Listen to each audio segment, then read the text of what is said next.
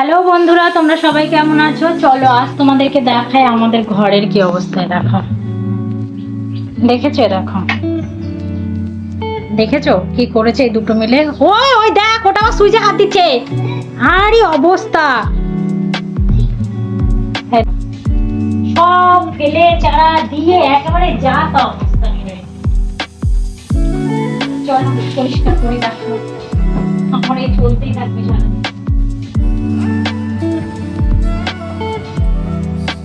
এই ওটাকে নামাতো, আর নিচে নামাকে, ওই যে পুচকুটাকে নিচে নামানো, বিছানাটা ছেড়ে নিয়ে এসো। এই আয়, কি অবস্থা করে তো মিলে আমার পাগল পাগল লাগছে।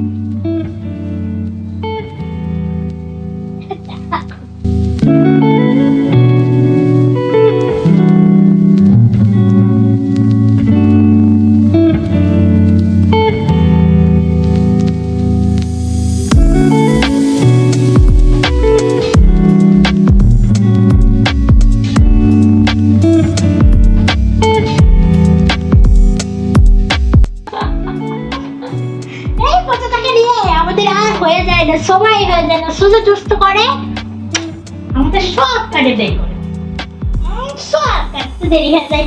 এই বাচ্চাটাকে নিয়ে আমাদের সব কাজে দেরি হয়ে যায়, সব দেরি করে দেয়, আমরা সব দেরি করে দেয়।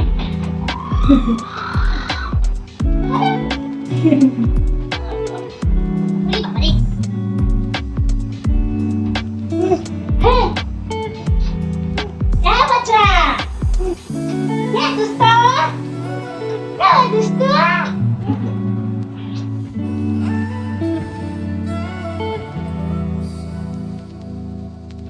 সকালের কাজ করতে করতে আমার দুপুর হয়ে যায়, কারণ পুচকোটাকে নিয়ে কাজ করতে হয়। এই আদর করিয়ে আবার ইয়ে করি, পেচ্ছাপ করে দেয়, এটা করে সেটা করে, এখানকার জিনিস ওখানে নিয়ে চলে যায়, এদিক থেকে সেদিক চলে যায়। এই করতে করতে আমার কাজ সারতে অনেক দেরি হয়ে যায়। আমার বরের মশারি ছাড়া ঘুমাবে না, তো যত গরমই লাগুক ফ্যান চললেও ওনার মশারি টাঙানো লাগবেই।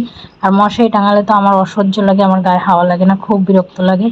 তাই এই মশারি ভাঁজ করতে বা তুলতে টাঙাতে আমার যা বিরক্ত লাগে তাও আমার করতে হয়। হাজার গরম পড়লেও আমার ছেলের গায়ে, বড়টার গায়ে কাঁথা দিতে লাগবে। তার জন্য একটা কাঁথা সবসময় আমার বের করে রাখতে হয়। ও ভোর রাতে গায়ে কাঁথা দিয়ে তবে ঘুমোয়। পুচকোটা আমার পায়ে পায়ে খেলছে আর আমি কাজ করছি।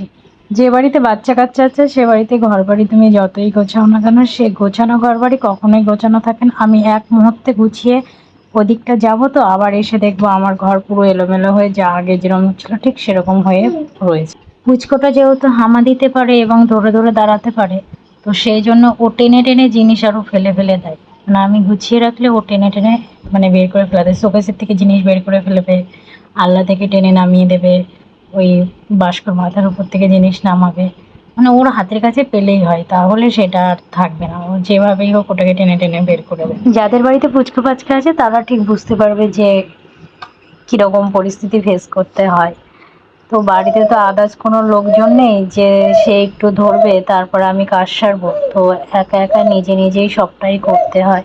অর্পণের তো একদমই সময় হয় না, ও স্কুল বাড়ি পড়া এই করতে করতে ওর টাইম চলে যায়।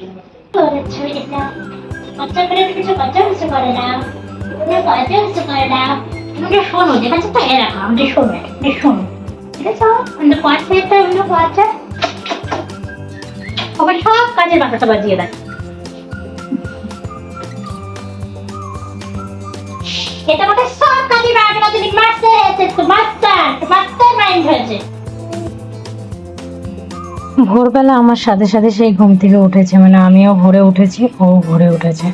আমার সকালবেলা রান্না করতে হয়, ওর বাবা খেয়ে কাজে বেরোয়, তো সেই জন্য আমার ভোরবেলা উঠতে হয়। তো আমি উঠলেই ও উঠে পড়ে। ঘরটাকে একটু গুছিয়ে নিয়ে দেখি ওকে একটু ঘুম পাড়ানোর চেষ্টা করবো। যদি একটু ঘুমায় তাহলে আমি বাইরের কাজগুলো আবার করতে পারবো। এখন দেখি কি করে, কতটা সময় এরম জেগে থাকে। আমি যতক্ষণ কাজ করবো ও তো ততক্ষণ মানে কিছুতেই ঘুমাবে না, খেলা করবে। আর নিচে যেহেতু কাজ করছি সেজন্য ওকে উপরে বসিয়ে রেখে দিয়েছি, কারণ নিচে বসিয়ে আমি যদি কাজ করি তাহলে ও নিচে ধুলো বালি ঘেঁটে সেগুলো আমার মুখে দেয়। তাই জন্য আমি যখন নিচের কাজ করি তখন ওকে উপরে বসিয়ে রেখে দিই, আর আবার যখন ওপরের কাজ করি তখন ওকে নিচে বসিয়ে রেখে দিই। যেহেতু আমি ওর কাছেই আছি সেই জন্য ওকে উপরে বসিয়ে রেখে দিয়েছি। তাও দেখো বারবার খাটের ধারে চলে আসছে। আমি খাটের নিচে কি বের করছি, ব্যাস ও সেই জন্য চলে এসছে। তার জন্য ওকে নিচেই নামিয়ে দিয়েছি যে তুই বারবার খাটের ধারে চলে আসে, যদি পড়ে তাহলে হাত মুখ ভেঙে আবার একাকার অবস্থা।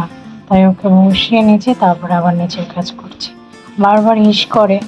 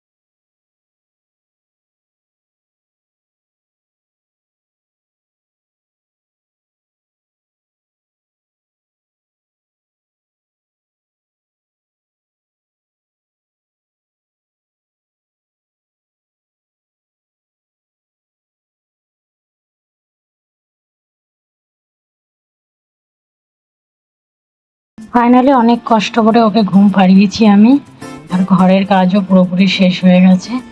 এবার চলে এসেছি মাছ কাটতে। সকালবেলা মাছ নিয়েছিলাম, ওর বাবা বাড়ি থাকতে মাছালা এসেছিলো, তো তখন 300 মতো পাকসে মাছ নিয়েছিলাম।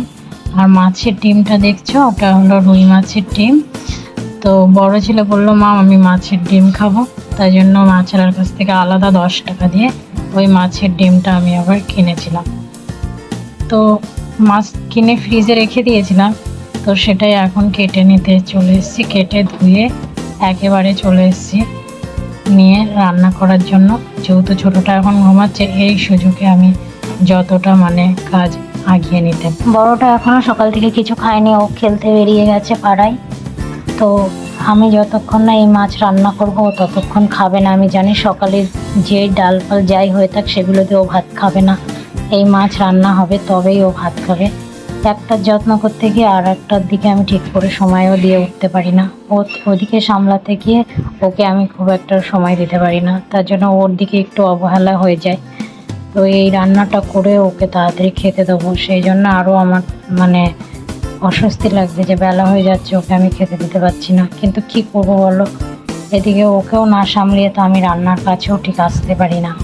যদিও জানি না এই ভিডিওটা কটা ভিউজ আসবে, কারণ আমি এখন নতুন নতুন ভিডিও বানানো শুরু করেছি, সেভাবে আমি এখনও ভিডিও সম্বন্ধে অতটা ভালো বুঝি না, আর ভিউজও তেমন আসে না। আর এই বাচ্চা সামলে ভিডিও বানানোর পরে যখন ভিউজ আসে না তখন আর ভিডিও বানাতে ইচ্ছে করে না।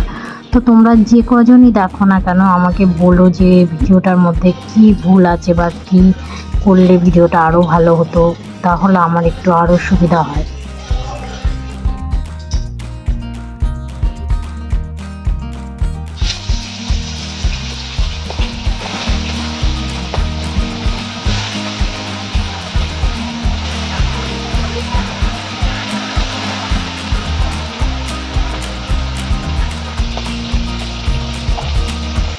একেবারে রান্নাবান্না শেষ করে এবং রান্নাঘর পরিষ্কার করে চলে এসেছি খেতে আমি আর অর্পণ।